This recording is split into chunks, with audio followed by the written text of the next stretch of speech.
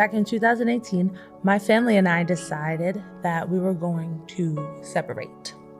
So my sister and I moved to what was called Washingtonville, Pennsylvania. It was 153 miles away from home. Now, at the time, we were kind of all over the place with the packing. We were like on a time schedule. Everything had to happen and move quickly. So we move in with one of my other sisters who was already living up there. Now, this is where I messed up. I didn't know what Washingtonville, Pennsylvania looked like. Why did I think there was going to be a Starbucks there? I'll never know. But all I can say is imagine in your mind the old Western movies. And on the main street, how they usually have like a saloon and then a tumbleweed kind of blows by. That's what this town looked like. And if you Google the population, you can see why. So we move up there, and I was told that my sister would take me back and forth to work with her because we worked in the same general area. So it didn't really matter if I had my car or not. Now, at the time, I didn't have enough faith in my first car ever, my baby Desdemona. I didn't have enough faith in her, so I got rid of her before we took that drive, and we went up there to live. Now, after several months of being there and going back and forth, we, as sisters, we have our spats. Well, some of these spats got to the point where my sister refused to take me to work, right? So the thing about living 153 miles away in a tiny little town is they don't have no Lyft drivers and no Uber drivers. And I had a job to get to. So I took it upon myself, because it's the only way I saw out, the first time I did it, I walked. To walk to work. This was a 5-hour walk at about 5 o'clock in the morning to get to work by about 10:30, work a 9-hour shift, and then pray that there was some sort of way to get home. Now, initially, you'd say, wow, you must really hate your sister and all of these things. What kind of sister is that? I'm sure that these type of phrases come up in anybody's head. And for a while, I absolutely did. I can absolutely tell you that she just disgusted me because I would never do that to her. But one thing that I learned very quickly is, number one, you can never expect you from somebody else. That's number one. Number two, she didn't owe me anything. I was an adult making a decision. I chose to be there. I chose to sell my car. I chose to trust in her. All of these things were my mistakes.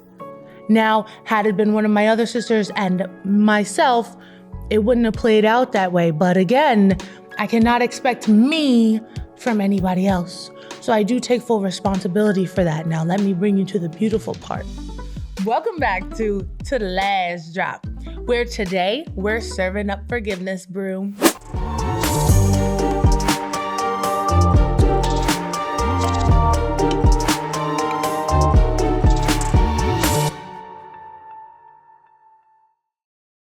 After doing that a few times, I did have someone that I could depend on that took me to buy a bike. And we went and we bought like a $300 bike, and I began to ride to work it took 3 hours. I began to ride to work for 3 hours early in the morning. I would put on several pairs of clothes. This was like late November, early December, and ride my bike to work to then again work a 9-hour shift and pray to God there was some way to get home. So on those walks, I had a lot of time to listen to. This is when I got Audible. Shout out to Audible. I love Audible. This is when I had gotten Audible and Tiffany Haddish's book came out, The Last Black Unicorn, as well as Jennifer Lawrence's book had dropped. And that's a very long book because she's lived a very long life. It's a memoir, autobiography. And while listening to these, I listened to them tell their stories of their lives. Let's talk about Tiffany Haddish in particular because she's a stand-up comedian and actress. I listened to her story about her life as I went through my story in my life. I listened to her speak about having inappropriate escapades with adults that were not warranted. I listened to her speak about going from foster family to foster family. And in listening to that and taking these walks and crying about my own story that was being written out in that moment, I realized that my resilience would one day be the story. It's not about what someone did to me or how I was left to deal with a situation. It's how I dealt with it. And I showed myself that I was so resilient to take that walk, to do that thing that the average person wouldn't have done. I wanted to cop out. It wasn't like I was walking through a town either, y'all. I was walking on the highway. And it was like, imagine seeing a bunch of rolling hills. And once you reach the top of the rolling hill, what I was looking for, ironically enough, what I was looking for was the golden arches. Once I could get to McDonald's, I had Wi-Fi, so I could stop, get some coffee, use the Wi-Fi, and then it would be another hour until I got to the job. But once I got to McDonald's, it was like the safe zone. Now, on the walk, there are several times where you can see the rolling hills. And initially, I told myself, well, once I get up to the first rolling hill, the McDonald's is right there. I know it's right there. On this walk, I had that same conversation with myself 3 times. 3 times I got to the top of that distant hill to only see another hill, no golden arches, just another hill.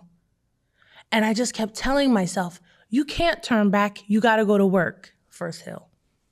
You can't turn back. You're halfway there. It has to be the next one. Second hill. Keep going. Third hill. Golden arches. It's those moments of misery that builds character. It's those moments of depending on your own body and God that build that relationship. They open the conversations that you need to have in order to have the faith to fight a Goliath. I didn't fight anything. I walked for a very long time. And let me tell you the irony of all this walking, right?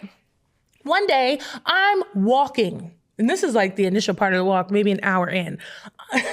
I'm walking, and down the hill comes an Amish man in a cart with a big horse. It was a black horse and a big black hat, and the buggy had blinkers on it. And I'm looking at him in shock, like, there's people riding horses around here? This horse and buggy has blinkers? And he's looking at me like, this girl is walking up these hills. Like the irony of me seeing him and him seeing me, and me knowing that I should probably invest in a horse, like ASAP. In that moment, there was a lot of resentment formed, a lot of things I had to get over. And I held that for years. It's 2023. I'm telling you, I probably just got over it this year. That's 5 years of holding on to something because it made my life miserable. However, in hindsight, I do have to give my sister grace and respect for holding her boundary. So, oftentimes, I say forgiveness is like the big O, like the big O. People tell you what it's like once they've done it, and they tell you how great it is and how you're going to experience this, that, and the third. But until you actually have the big O, or forgiveness, you don't know what that's like. You're just assuming, and you're trying to do the things that these people told you that they did to achieve it. You're trying to get there. So you're kind of just emulating, doing all of the things that they're telling you help. I'm here to tell you that time is the most effective way. Don't rush it. Feel all your feelings all the way through. It's going to take time to get out of your own way and to be able to empathize with these people that have hurt you, with these situations that were unfair to you, cruel even. It takes time to even want to see someone else's perspective. However, And as you just heard how I told the story, if you would have asked me this story even last year, it wouldn't have sounded like this. And 4 years ago, it wouldn't have sounded anything like that. It would have been a she, and I had to do this. Rather than, it's not about her. It's not about the person that hurt you. It's about you and what these situations reveal about you to you. And it might not always be so beautiful. But then again, I've had 5 years to marinate and find the beauty in that. It was ugly. It was ugly. December of last year, it was still ugly. So imagine 2018, me telling the story back. Now, Tiffany Montgomery on the Social Proof podcast tells a story about having a callus. And in her story, she's talking about how you need the callus in order to deal with negative backlash for the things that you say. As you know, she had a whole sermon situation going on about Beyonce and witchcraft, right? And so you can understand why she needs that callus in order to take on all the negative things that the Beehive is going to say to her. And she believes that that callus, which was built up over time in her life, helps her in her today's life. I'm going to take it a little bit of a different situation, but she's definitely my inspiration. So I do pole dancing. Let me just touch on that a little bit, right? When I was a kid, my mom told me I couldn't dance. When I started going to therapy, I told my therapist about this and she said, well, change the narrative. I said, okay, so what did I do? I signed up for a pole dancing class. I say all this to say, parents, be careful what you tell your kids because they will end up on a pole. I signed up for a year of pole dancing, paid for it in full, and I've committed to doing a year of pole dancing. Now, in this time, I also still live my best life, and I take vacations and visit all kinds of spas and such. I discovered something awesome called a Korean body scrub. Now, this process is awesome. So you lay on a table, and they put the scrub on you, and they scrub every single part of your body. They don't miss a single part. And they put on these gloves that feel like a cat's tongue. That's the best way I can describe them. And they rub your entire body everywhere. Nothing is off limits, okay? You just gotta lay there. Then they pour all this warm water on you. It's an amazing experience. If you're comfortable being nude or uncomfortable, because we should test our limits, right? Get a Korean body scrub ASAP so you can experience what I've experienced. It's amazing. So I got my first one ever. And then after the vacation, I had to return back to my regularly programmed scheduling. Scheduled program? You know what I mean. And I went back to pole dancing class. So I get to pole dancing class. I pull myself up onto the pole and I do a pole sit, which is like you kind of cross your legs and the pole gets stuck in between your legs. The crease in between your legs is what is holding the pole. Pole dancers are awesome. Fun fact about pole dancing, you can't wear lotion. That's why strippers wear glitter, so they look moisturized. If you wear lotion, you're gonna slip, right? And back to the callus. You also need the callus that you build between your legs to hold the pole. After getting a Korean body scrub, me and that lady got real close, okay? There was no callus there. So I couldn't sit on the pole anymore. And in order to do most moves in the air, you have to at least be able to sit, right? I say all this to say that callus served me. It's okay that it's not, that part of my body won't be as soft as the rest of it. I need that to do what I do. It helps me to be better at what I'm trying to do. Right? Trauma is very much like that. Some of it still serves you. Some of it can still serve. However, not all of it does. A callus on my foot does not help me become a better pole dancer. I can get rid of it. But a callus in that particular area of my body helps me. And I need it. And I try to develop it and make it work for me better. There are ways that I could go about making it like soft enough to be touched, but like hard enough to hold me up. Me getting rid of it completely might not serve me anymore. And in all honesty, with trauma, you can't really get rid of it completely. We do the work, we do our best, and we get it to be as small as possible. But to eliminate it altogether is a little unrealistic. So that's where forgiveness comes in, knowing which callus serves you and which one doesn't. And a lot of times they don't serve you. You need to try to forgive. And it's not forgetting. They always say forgive and forget. It's not forgetting.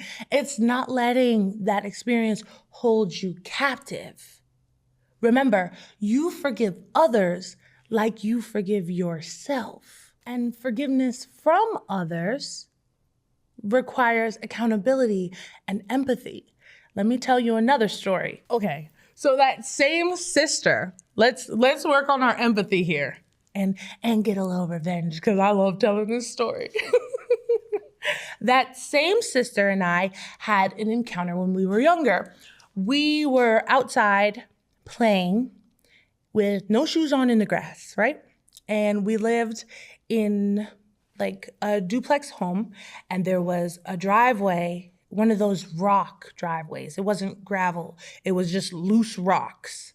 We're in the backyard with no shoes on, playing around. We had a tire swing that would often get disconnected from the tree. We would fly in a tire. It was great. My childhood was amazing. And we had this bat and a grill. Inside the grill was a bee's nest. Actually, I'm wrong. It was a wasp nest. Now, we didn't know that as kids. We just saw it and we're like, we're not doing anything else. My mom was in the kitchen preparing dinner, and we're outside with this bat. And we hit the grill a little bit, and the bees came out, the wasps, don't forget that part, came out and went back in. And we're like, Now, I don't know whose bright idea it was, but let's just give it 50-50. Let's give it 50-50 in that area. We decide we are going to hit this grill so hard with this bat. So I don't know who hit the grill. I don't remember. All I know is the grill got hit. I guess it shook up the nest enough, and all of the wasps came out in a unit and chased us. Yes, now mind you, again, we have no shoes on, and our driveway is all rocks. So we're running across the rocks to try to get back in the house. We get to the front door of the house. I get in first. I go into the house and I shut the door behind me. Dominique, why did you do that? I was trying to protect the family. I didn't want the wasps to come in the house because then mommy would get mad if she got stung, and then it would be even worse on us. So I shut the door on my sister. And Shania, I'm so sorry. And she continued to scream.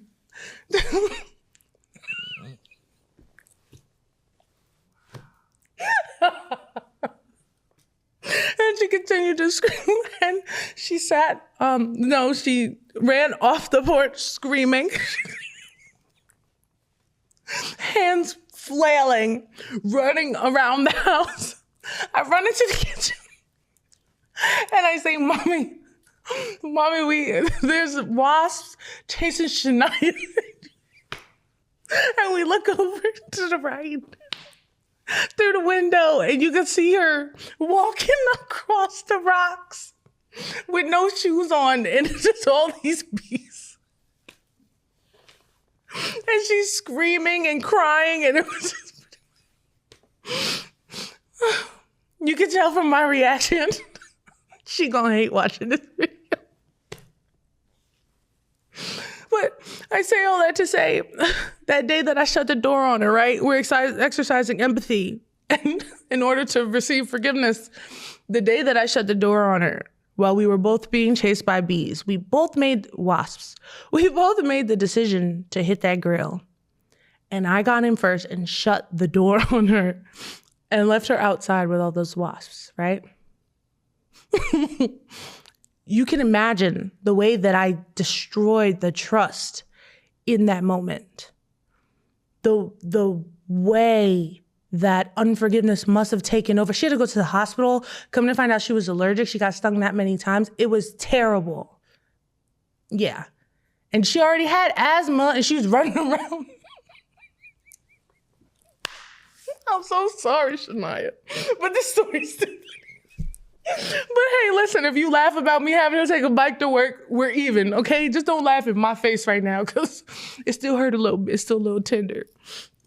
All of that to say, if she can forgive me and still have great conversations with me after me doing something that terrible to her in her younger years at that, how can I not exercise some sort of forgiveness in order to maintain the family structure? She now has a kid. I now have a niece, and I just hope to be a family. I hope to have a stable family structure where I can help my niece and grow with her and watch her grow because I need her just as much as she's going to need me, right?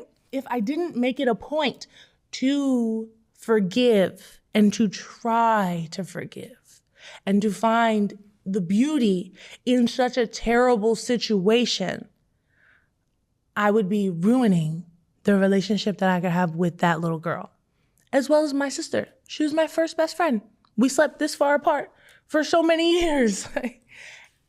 When I think about forgiveness, this song comes to mind. This one in particular, because Shania definitely had this CD when we were growing up. She got it for Christmas, and we used to play the CD a lot. It's Christina Aguilera's Fighter, and the lyrics go, "After all you put me through, you think I despise you, but in the end, I want to thank you because you made me stronger. Well, I thought I knew you, thinking that you were true.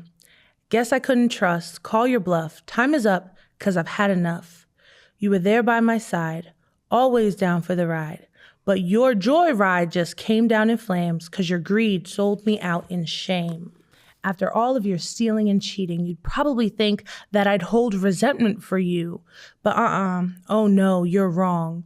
Because if it wasn't for all that you tried to do, I wouldn't know just how capable I am to pull through. So I want to say thank you because it makes me that much stronger, makes me work a little bit harder, makes me that much wiser. So thanks for making me a fighter. You made me learn a little bit faster, made my skin a little bit thicker, makes me that much smarter.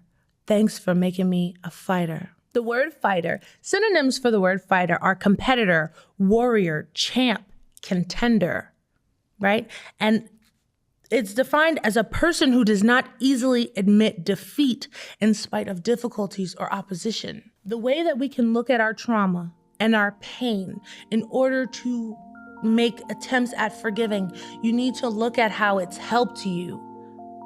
What did that situation do inside of you that helped you to be better? Let me tell you, being 153 miles away from home, in the middle of nowhere, seeing a old Western town, literally, with the tumbleweed and all that, seeing it and knowing that no matter how long I walked, I probably wasn't going to reach anything, turned a switch in my brain. I remember when it flicked and it turned from desperation to resourcefulness. I felt my brain go from, oh my God, I'm stuck here. This is terrible. I had a panic attack.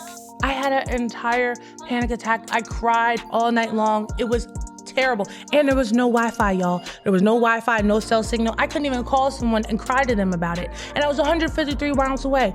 Who was gonna come pick me up, right? It flicked something in my brain to where resourcefulness kicked in. I now call myself like someone that searches a lot for loopholes. There is always a loophole. I learned this because of that situation. I learned that there was always a loophole. There was always a way around. There was always a way to manipulate a situation, even if you just break even rather than losing. You don't have to lose. You choosing not to forgive and to hold this grudge and to be angry, all you're doing is making yourself lose. We don't lose. There's no such thing as, the only L's we take around here are lessons, not losses. Now, you know we got to take it back to the word, because that's what all this is what matters, right? Now, Ephesians 4:26 through 32 says, "And don't sin by letting anger control you. Don't let the sun go down while you're still angry, for anger gives a foothold to the devil. If you are a thief, quit stealing. Instead, use your hands for good, hard work, and then give generously to others in need. Don't use foul or abusive language. I'm working on it, God. He know. Let everything you say be good and helpful so that the words will be an encouragement to those who hear them. And do not bring sorrow to God's Holy Spirit by the way you live. Remember, He has identified you as His own, guaranteeing that you will be saved on the day of redemption. Get rid of all bitterness, rage, anger, harsh words, and slander, as well as all types of evil behavior. Instead, be kind to each other, tender-hearted, forgiving one another, just as God, through Jesus Christ, has forgiven you. That's in the word, y'all. It tells you everything you need to know right there. And it tells you why not. Let's take it a step further if that wasn't enough for you. Matthew 6:14 says, if you forgive those who sin against you, your heavenly Father will forgive you. But if you refuse to forgive others, your Father will not forgive your sins. I say all this to say, figure it out, y'all. Take the steps. The first step, tell God. Not because He don't know, but because He cares and wants your permission to move. Stop being out here seeking revenge. God also says, vengeance is mine. And let me tell you, I let my Father fight all my battles. And I feel bad for my enemies, to be honest. But for the record, though, it also says not to celebrate when you see how they get their vengeance, right? So just keep that in mind. Romans 12:19 says, dear friends, never take revenge. Leave that to the righteous anger of God. Let's spread the sobriety cheer by sharing our forgiveness stories. Who have you forgiven lately? Yourself counts too. Share your stories with the hashtag #ForgiveToMove. Your story might just be the nudge someone needs to let go and live on. That's all for today. I'm your host, Dominique Spinelli. This is To The Last Drop. Please tell your friends, like, share, comment, subscribe. If you're listening on Apple Podcasts, give me 5 stars, okay? Thank you. And be sure to turn on your notification bell so that you know every single time I post. All right, that's it for today. Have a great day. I love you so much. Go be great. Bye. Now, and I'm paying my dues because what I've been manifesting is right there. It's right there. And that's why I'm going through the hell that I'm going through, because it's right there. But like I said, I'm not gonna lose. I'm not gonna lose, yo. I'm not gonna lose. So don't count me out.